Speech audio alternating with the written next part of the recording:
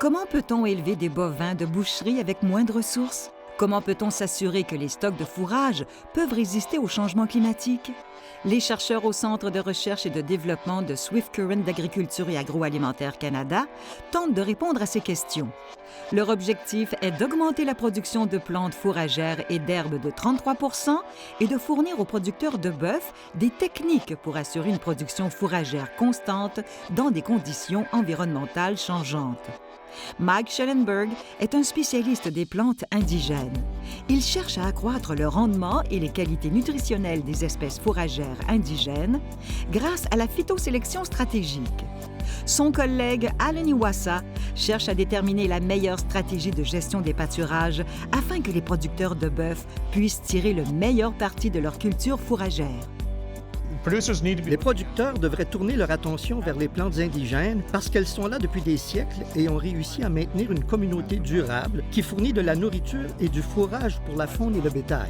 Les communautés de plantes indigènes ont des caractéristiques qui leur seront bénéfiques à l'avenir parce que nous recherchons des plantes adaptées à des conditions plus sèches.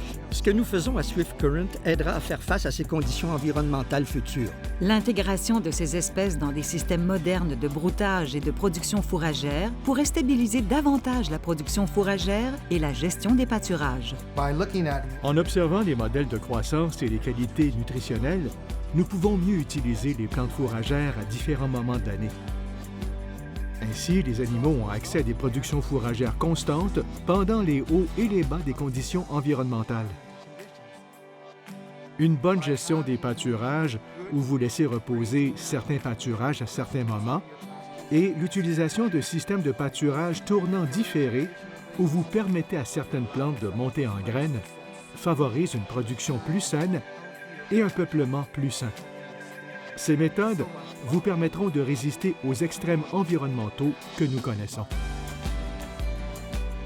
Les chercheurs étudient également les avantages de la dallée violette pour améliorer la santé du troupeau. En fait, elle réduit la propagation de colis. Il y a donc là un avantage pour l'animal sur le plan de la santé animale et un avantage pour la santé humaine. Les espèces fourragères réussies, ainsi que quelques espèces issues d'essais en serre, seront divisées en groupes et évaluées à plusieurs endroits dans les prairies.